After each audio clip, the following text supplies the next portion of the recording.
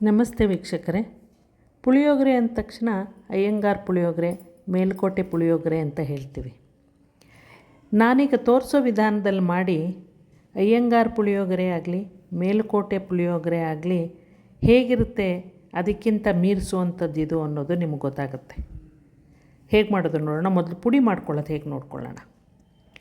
ಮೊದಲಿಗೆ 100 ಗ್ರಾಮಷ್ಟು ಒಣಮೆಣ್ಸಿನ್ಕಾಯಿ ತೊಗೊಂಡಿದ್ದೀನಿ. ಇದನ್ನು ಬಿಸಿಲಲ್ಲಿ ಒಣಗಿಸಿ ಚೆನ್ನಾಗಿ ಹುರಿಬೇಕು. 3/4 ಭಾಗದಷ್ಟು ಗುಂಟೂರು ಮೆಣಸಿನ್ಕಾಯಿ, 1/4 ಭಾಗದಷ್ಟು ಬ್ಯಾಡಗಿ ತೊಗೊಂಡಿದ್ದೀನಿ. ಎರಡನ್ನೂ ಹುರ್ಕೊಳ್ಳಿ. ಕಪ್ಪು ಮಾಡೋಕ್ಕೆ ಹೋಗಬೇಡಿ, ಬಿಸಿ ಮಾಡ್ಕೊಂಡು ಎತ್ತಿಟ್ಕೊಳ್ಳಿ. ಬಿಸಿಲಲ್ಲಿ ಚೆನ್ನಾಗಿ ಒಣಗಿರೋದ್ರಿಂದ ಹೆಚ್ಚು ಹುರಿಯೋ ಅವಶ್ಯಕತೆ ಇಲ್ಲ. ಬಿಸಿ ಮಾಡಿ ಎತ್ತಿಡಿ. ಯಾವುದೇ ಕಾರಣಕ್ಕೂ ಎಣ್ಣೆಯನ್ನು ಹಾಕಬೇಡಿ.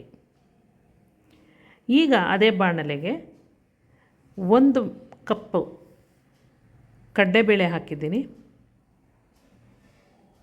100 ಗ್ರಾಮ್ ಹತ್ತತ್ರ ಇದೆ ಇದು ಕಡಲೆಬೇಳೆ. ಚೆನ್ನಾಗಿ ಕೆಂಪಾಗೋ ಹಾಗೆ ಹುರ್ಕೊಳ್ಳಿ. ನಿಧಾನಕ್ಕೆ ಹುರಿಯಿರಿ, ಮಧ್ಯಮ ಉರಿ ಇರಲಿ. ಈಗ ಎಷ್ಟು ನಾನು ಕಡಲೆಬೇಳೆ ಹಾಕಿದೆ ಅದರ 3/4 ಭಾಗ ಉದ್ದಿನಬೇಳೆ ಹಾಕ್ಕೋಬೇಕು. ಕಡಲೆಬೇಳೆಗಿಂತ ಸ್ವಲ್ಪ ಕಡಿಮೆ ಅಳತೆ ತಗೊಳ್ಳಿ. ಉದ್ದಿನಬೇಳೆಯನ್ನು ಚೆನ್ನಾಗಿ ಫ್ರೈ ಮಾಡ್ಕೊಳ್ಳಿ. ಹದವಾಗಿರಲಿ ಉರಿ, ಕೆಂಪು ಬಣ್ಣ ಬರಲಿ. ಅಕ್ಯುರೇಟಾಗಿ ಇಷ್ಟೇ ಮೆಜರ್ಮೆಂಟ್ ಅಂತ ಏನಿಲ್ಲ, ಹೆಚ್ಚು ಕಡಿಮೆ ಮಾಡ್ಬೋದು. ಈಗ ನಾನು ಅದೇ ಕಪ್ಪಲ್ಲಿ 2.5 ಕಪ್ಪಷ್ಟು ಧನಿಯಾ ತೊಗೊಂಡಿದ್ದೀನಿ. ಧನಿಯಾ ಕೂಡ ಬಿಸಿಲಲ್ಲಿ ಒಣಗಿಸಿ ಹದವಾಗಿ ಹುರ್ಕೊಳ್ಳಿ. ಧನ್ಯದ ಪ್ರಮಾಣ ಜಾಸ್ತಿ ಇರಬೇಕು ಪುಳಿಯೋಗರೆಗೆ. ಅದರ ಫ್ಲೇವರೇ ಇದನ್ನು ರುಚಿ ಜಾಸ್ತಿ ಮಾಡೋದು. ಹಾಗಾಗಿ ನಾನು 2.5 ಕಪ್ಪಷ್ಟು ಧನಿಯಾ ತೊಗೊಂಡಿದ್ದೀನಿ.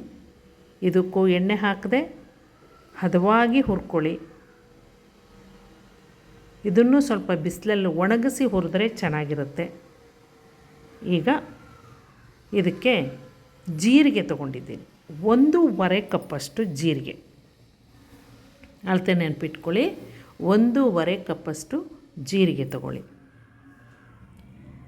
ಜೀರಿಗೆ ಚೆನ್ನಾಗಿ ಫ್ರೈ ಮಾಡ್ಕೊಳ್ಳಿ. 1.5 ಕಪ್ಪಷ್ಟು ಜೀರಿಗೆ, 2.5 ಕಪ್ಪಷ್ಟು ಧನಿಯಾ, 1 ಕಪ್ಪಷ್ಟು ಕಡಲೆಬೇಳೆ, 3/4 ಕಪ್ಪಷ್ಟು ಉದ್ದಿನಬೇಳೆ ನೆನಪಿಟ್ಕೊಳ್ಳಿ. ಹೆಚ್ಚು ಕಡಿಮೆ ಇದ್ದರೂ ನಡೆಯುತ್ತೆ. ಮುಖ್ಯ ಎಷ್ಟು ಹದವಾಗಿ ನಾವು ಹುರಿತೀವಿ ಇದನ್ನು ಅಂತ. ಇದನ್ನು ಚೆನ್ನಾಗಿ ಹುರ್ಕೊಂಡು ಇದನ್ನು ಕೂಡ ನೀವು ಪಕ್ಕಕ್ಕೆ ತೆಗೆದಿಟ್ಕೊಳ್ಳಿ. ಮಿಕ್ಸಿಯಲ್ಲೇ ನಾನು ಪುಡಿ ಮಾಡ್ಕೊಳ್ತೀನಿ. ಒಂದಾದ ನಂತರ ಒಂದು ಹುರ್ಕೋಬೇಕು, ಯಾವುದನ್ನು ಮಿಕ್ಸ್ ಮಾಡೋಕ್ಕೆ ಹೋಗಬೇಡಿ. ಸಾಸಿವೆ 1/4 ಕಪ್ಪಷ್ಟು ಸಾಸಿವೆ. ನೀವು ಮೆಜರಿಂಗ್ ಕಪ್ ಯಾವುದಾದ್ರೂ ತೊಗೋಬೋದು, ದೊಡ್ಡದು ತೊಗೋಬೋದು, ಚಿಕ್ಕದು ತೊಗೋಬೋದು. ಮೊದಲನೇದಾಗಿ ಮಾಡುವಾಗ ಮೊದಲನೇ ಸಲ ಮಾಡುವಾಗ ಸ್ವಲ್ಪ ಚಿಕ್ಕ ಕಪ್ಪಲ್ಲೇ ಅಳತೆಯಲ್ಲೇ ಮಾಡ್ಕೊಳ್ಳಿ. 1/4 ಭಾಗದಷ್ಟು ಸಾಸಿವೆ. ಇದು ಅಷ್ಟೇ ಚಿಟಪಟ ಅಂತ ಶಬ್ದ ಬರೋವರೆಗೂ, ಸಿಡಿಯೋವರೆಗೂ ಇದನ್ನು ಹುರ್ಕೊಳ್ಳಿ. ತುಂಬ ಕಪ್ಪು ಮಾಡೋಕ್ಕೆ ಹೋಗಬೇಡಿ. ನಂತರ ಇದಕ್ಕೆ ಮೆಂತ್ಯ ಹಾಕ್ಕೊಳ್ಳಿ. ಮೆಂತ್ಯ ನೋಡಿ, 1 ಸ್ಪೂನಷ್ಟು ಮೆಂತ್ಯ ಅಷ್ಟೇ, ಜಾಸ್ತಿ ಹಾಕ್ಕೋಬೇಡಿ. ಅದನ್ನು ಕೆಂಪಗೆ ಹುರಿದು ಹಾಕ್ಕೊಳ್ಳಿ. ಮೆಣಸು ಇಲ್ಲಿ 1/2 ಕಪ್ಪಷ್ಟು ಮೆಣಸನ್ನು ತೊಗೊಂಡಿದ್ದೀನಿ. 1/2 ಕಪ್ಪಷ್ಟು ಮೆಣಸನ್ನು ಚೆನ್ನಾಗಿ ಹುರ್ಕೊಳ್ಳಿ. ಮೆಣಸನ್ನು ಹುರ್ಕೊಳ್ಳಿ. ಕೆಲವರು ಮೆಣಸಿನ ಪುಡಿಯನ್ನು ಹಾಕೋತಾರೆ ಅನ್ನ ಕಲಸುವಾಗ. ನಾನು ಸ್ವಲ್ಪ ಈಗಲೇ ಜಾಸ್ತಿ ಹಾಕ್ಕೊಂಡಿದ್ದೀನಿ.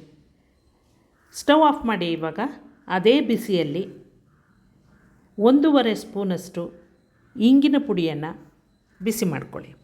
ದಪ್ಪಿಂಗ್ ಬೇಕಾದರೂ ನೀವು ಹಾಕಿ ಅದನ್ನು ಫ್ರೈ ಮಾಡಿ ಇದ್ರ ಜೊತೆಗೆ ಬೆರೆಸ್ಬೋದು.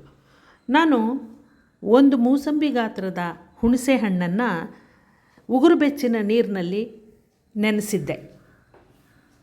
ನಂತರ ಅದನ್ನು ಚೆನ್ನಾಗಿ ಸ್ಕ್ವೀಸ್ ಮಾಡಿ ಹಿಸುಕಿ ರಸ ತಗೊಂಡು ಶೋಧಿಸ್ಕೊಂಡಿದ್ದೀನಿ. ಗಟ್ಟಿಯಾಗಿರಲಿ ಅದು. ಈಗ ತಣ್ಣಗಾದ ಮೇಲೆ ಈ ಪದಾರ್ಥಗಳನ್ನೆಲ್ಲ ನೀವು ಒಂದೊಂದಾಗಿ ಮಿಕ್ಸಿಗೆ ಹಾಕಿ ಚೆನ್ನಾಗಿ ಪುಡಿ ಮಾಡ್ಕೊಳ್ಳಿ. ಪುಡಿ ಮಾಡಿದಾಗ ನೋಡಿ, ಕಾಳುಗಳನ್ನೆಲ್ಲ ಪುಡಿ ಮಾಡಿದಾಗ ಈ ಬಣ್ಣ ಸಿಗುತ್ತೆ.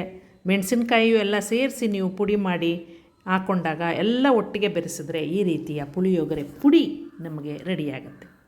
ಇದನ್ನು ಬಳಸಿ ಗೊಜ್ಜು ಮಾಡೋದು ಹೇಗೆ ನೋಡಿ, ಒಂದು ಬಾಣಲೆಗೆ ಒಂದೇ ಒಂದು ಸ್ಪೂನಷ್ಟು ಎಣ್ಣೆಯನ್ನು ಹಾಕಿ ಬಿಸಿ ಆದಮೇಲೆ ಹುಣಸೆ ರಸವನ್ನು ಅದಕ್ಕೆ ಸೇರಿಸಿ. ಹುಣಸೆ ಹಣ್ಣು ಎಷ್ಟು ಗಾತ್ರ ತೊಗೊಂಡಿದ್ದೆ ಅದಕ್ಕಿಂತ ಒಂದು ಸ್ವಲ್ಪ ಕಡಿಮೆ ಗಾತ್ರದ ಬೆಲ್ಲವನ್ನು ಕುಟ್ಟಿ ಪುಡಿ ಮಾಡ್ಕೊಳ್ಳಿ.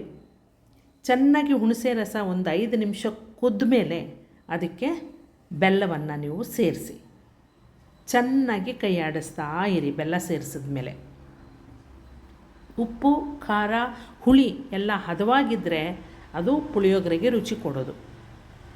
ಈಗ ಚೆನ್ನಾಗಿ ಬೆಲ್ಲವನ್ನು ಕರಗಿಸಿ ಅದರಲ್ಲಿ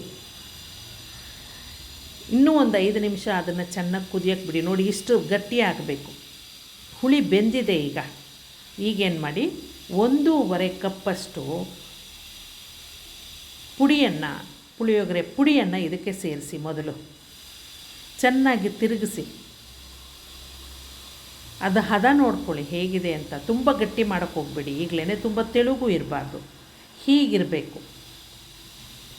ಈಗ ಇದು ಕುದಿಯುವಾಗ ಇದಕ್ಕೆ ಉಪ್ಪು ಸೇರಿಸಿ, ರುಚಿಗೆ ತಕ್ಕಷ್ಟು ಉಪ್ಪನ್ನು ಸೇರಿಸಿ ಚೆನ್ನಾಗಿ ಮಿಕ್ಸ್ ಮಾಡಿ. ಈಗ ಇದನ್ನು ರುಚಿ ನೋಡಿ. ನೀವು ಖಾರ ಬೇಕು ಅನಿಸಿದ್ರೆ ಇನ್ನೂ ಸ್ವಲ್ಪ ಪುಡಿಯನ್ನು ತೆಗೆದು ಇದಕ್ಕೆ ಬೆರೆಸ್ಕೊಳ್ಳಿ. ಹುಳಿ ಜಾಸ್ತಿ ಇದೆ, ಖಾರ ಬೇಕು ಅನ್ನೋರು ಇದಕ್ಕೆ ಮತ್ತೆ ಖಾರವನ್ನು ಬೆರೆಸ್ಕೋಬೋದು. ಚೆನ್ನಾಗಿ ಕುದಿಯೋಕ್ಕೆ ಬಿಡಿ. ಸಣ್ಣ ಉರಿ ಇರಲಿ, ಸಿಮ್ಗೆ ಹಾಕ್ಬಿಡಿ. ಇವಾಗ ನೋಡಿ, ಈ ರೀತಿ ಅದು ಹದ ಬರಬೇಕು, ಗಟ್ಟಿ ಆಗಬೇಕದು. ತುಂಬ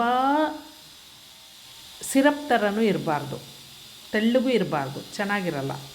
ನೋಡಿ, ಹೀಗಿರಬೇಕು. ನಿಮಗಿನ್ನೂ ತೆಳ್ಳಗೆ ಬೇಕು ಅಂತಂದರೆ ನೀವು ಬೇಗನೆ ಸ್ಟವನ್ನು ಆಫ್ ಮಾಡ್ಕೊಳ್ಬೇಕಾಗುತ್ತೆ. ನೋಡಿ, ಇದು ಬೆಂದಿದೆಯಾ ಇಲ್ವಾ ಅಂತ ನೋಡೋಕ್ಕೆ ಈ ರೀತಿ ಮುಟ್ಟು ನೋಡಿ. ಸ್ವಲ್ಪ ಕೈ ತೇವ ಮಾಡಿಕೊಂಡು ಅಂಟ್ಕೋಬಾರ್ದು. ಅಂಟಿದ್ರೆ ಇನ್ನೊಂದು 2 ನಿಮಿಷ ಚೆನ್ನಾಗಿ ಹುರಿಯಿರಿ. ಈಗ ನೋಡಿ, ಹೀಗೆ ಮುಟ್ಟಿದಾಗ ತೇವ ಮಾಡಿಕೊಂಡು ಕೈಯನ್ನು ಅಂಟ್ಕೋಬಾರ್ದದು. ಈಗ ಇದು ಹದವಾಗಿ ಬೆಂದಿದೆ. ಖಾರ, ಉಪ್ಪು, ಹುಳಿ ಎಲ್ಲ ಅಂತ ಅರ್ಥ. ನಮಗೆ ಗೊಜ್ಜು ಕೂಡ ರೆಡಿ ಆಯಿತು. ಇದಕ್ಕೆ ಒಗ್ಗರಣೆ ನಾವು ಸಿದ್ಧ ಮಾಡ್ಕೊಳ್ಬೇಕು. ಒಗ್ಗರಣೆ ಯಾವಾಗಲೂ ನಾವಿನ್ನೇನು ತಿನ್ನಬೇಕು, ನಾವಿವತ್ತು ಪುಳಿಯೋಗರೆ ಮಾಡಬೇಕು ಅನ್ನುವಾಗ ಮಾಡ್ಕೊಳ್ಳಿ. ನೋಡಿ, ಬಾಣಲೆಯಲ್ಲಿ ಎಣ್ಣೆ ಹಾಕಿ ಕಡಲೆಕಾಯಿ ಅಥವಾ ಎಳ್ಳೆಣ್ಣೆಯನ್ನು ಹಾಕ್ಕೊಳ್ಳಿ. ಕಾದ ನಂತರ ಸಾಸಿವೆ ಹಾಕ್ಕೊಳ್ಳಿ. ಸಿಡಿದ ನಂತರ ಕಡಲೆಕಾಯಿ ಬೀಜವನ್ನು ಹಾಕ್ಕೊಳ್ಳಿ, ಎಷ್ಟು ಬೇಕಷ್ಟು. ಕಡಲೆಕಾಯಿ ಬೀಜವನ್ನು ಮೊದಲು ಚೆನ್ನಾಗಿ ಫ್ರೈ ಮಾಡ್ಕೊಳ್ಳಿ ಗರ್ಗರಿಯಾಗಿ. ನಂತರ ಅದಕ್ಕೆ ಕಡಲೆಬೇಳೆ ಹಾಕಿ, ಉದ್ದಿನಬೇಳೆಯನ್ನು ಹಾಕಿ, 2 ಒಣಮೆಣಸಿನ್ಕಾಯನ್ನು ಹಾಕಿ, ಕರಿಬೇವಿನ ಸೊಪ್ಪನ್ನು ಹಾಕಿ, ಹೆಚ್ಚು ಕರಿಬೇವಿನ ಸೊಪ್ಪನ್ನು ಹಾಕುವಾಗ ಸ್ವಲ್ಪ ಹೀಗೆ ಹಿಸ್ಕಿ ಹಾಕಿ ಅದರ ಪರಿಮಳ ಜಾಸ್ತಿ ಆಗುತ್ತೆ. ಹಿಂಗೆ ಹಾಕ್ಕೊಳ್ಳಿ, ರುಚಿ ಮತ್ತು ಪರಿಮಳ ಚೆನ್ನಾಗಿರುತ್ತೆ. ಚೆನ್ನಾಗಿ ಫ್ರೈ ಮಾಡಿ ಇದನ್ನು. ಕಾಳೆಲ್ಲ ಚೆನ್ನಾಗಿ ಫ್ರೈ ಆದಮೇಲೆ ನಾವು ಮಾಡಿಟ್ಕೊಂಡಿದ್ದಂಥ ಗೊಜ್ಜೇನಿದೆ, ಪುಳಿಯೋಗರೆ ಗೊಜ್ಜು, ಫ್ರಿಜ್ಜಲ್ಲಿ ಇಟ್ಟಿದ್ರೆ ಅದನ್ನು ತೆಗೀರಿ. ಹೀಗೆ ಬಿಸಿಯಾದ ಎಣ್ಣೆಗೆ ಅದನ್ನು ಹಾಕಿ ಚೆನ್ನಾಗಿ ಅದನ್ನು 1-2 ನಿಮಿಷ ಬಾಡಿಸಿ. ಅದನ್ನು ನೋಡಿ, ಹೀಗೆ ಎಲ್ಲ ಮಿಕ್ಸ್ ಆಯಿತು. ಈಗ ನಿಮಗೆ ಪುಳಿಯೋಗರೆ ಗೊಜ್ಜು ಅನ್ನಕ್ಕೆ ಹಾಕಿ ಕಲಸೋದಕ್ಕೆ ರೆಡಿಯಾಗಿದೆ. ಇದಕ್ಕಿನ್ನೇನು ಹಾಕೋಕ್ಕೆ ಹೋಗಬೇಡಿ. ಈಗ ಇಷ್ಟೇ ಇದು. ನಂತರ ಏನು ಮಾಡಿ, ಎಳ್ಳನ್ನು ಹುರ್ಕೊಳ್ಳಿ. ಎಳ್ಳು ಹುರಿದು ಕೊಬ್ಬರಿ ಜೊತೆಗೆ ಪುಡಿ ಮಾಡ್ಕೊಳ್ಳಿ. ಅನ್ನವನ್ನು ಅಗಗಳಾಗಿ ಮಾಡ್ಕೊಳ್ಬೇಕು. ಕಪ್ಪೆಳ್ಳು ಹಾಕ್ಕೊಳ್ಳಿ, ತುಂಬ ಚೆನ್ನಾಗಿರುತ್ತೆ. ಅನ್ನದ ಮೇಲೆ ಅದನ್ನು ಉದುರಿಸ್ಕೊಳ್ಳಿ, ಎಳ್ಳು ಮತ್ತು ಕೊಬ್ಬರಿ ಪುಡಿಯನ್ನು. ಮೇಲೆ ಗೊಜ್ಜನ್ನು ಹಾಕ್ಕೊಳ್ಳಿ, ನಿಮಗೆ ಎಷ್ಟು ಬೇಕು. ತುಂಬ ಸ್ಟ್ರಾಂಗಾಗಿ ಸ್ಪೈಸಿಯಾಗಿರಬೇಕು ಅಂದರೆ ಹೆಚ್ಚು ಗೊಜ್ಜನ್ನು ಹಾಕ್ಕೊಳ್ಳಿ. ಬೇಕು ಅಂದರೆ ಮೇಲೆ ಒಂದು ಸ್ವಲ್ಪ ಕಡಲೆಕಾಯಿ ಎಣ್ಣೆ, ಎಳ್ಳೆಣ್ಣೆಯನ್ನು ಮಿಕ್ಸ್ ಮಾಡ್ಕೊಳ್ಳಿ. ಚೆನ್ನಾಗಿ ಕಲಸಿ ನೋಡಿ. ಒಳ್ಳೆ ರುಚಿಯಾದ ಅಯ್ಯಂಗಾರ್ ಪುಳಿಯೋಗರೆ ಅಂತಿರೋ, ಮೇಲುಕೋಟೆ ಪುಳಿಯೋಗರೆ ಅಂತಿರೋ, ಅಥವಾ ಅದಕ್ಕಿಂತಲೂ ರುಚಿಯಾಗಿ ನಾನೇ ಮಾಡಿದ ಪುಳಿಯೋಗರೆ ಅಂತ ಅನ್ಕೋತಿರೋ, ಒಟ್ಟಾರೆ ಸೂಪರ್ ಆದಂಥ ತಿಂಡಿ. ಎಲ್ಲ ಹಬ್ಬ ಹರಿದಿನಗಳಿಗೆ, ಬೆಳಗಿನ ತಿಂಡಿಗೆ ತಿನ್ಬೋದಾದಂಥ ತಿಂಡಿ. Thank you.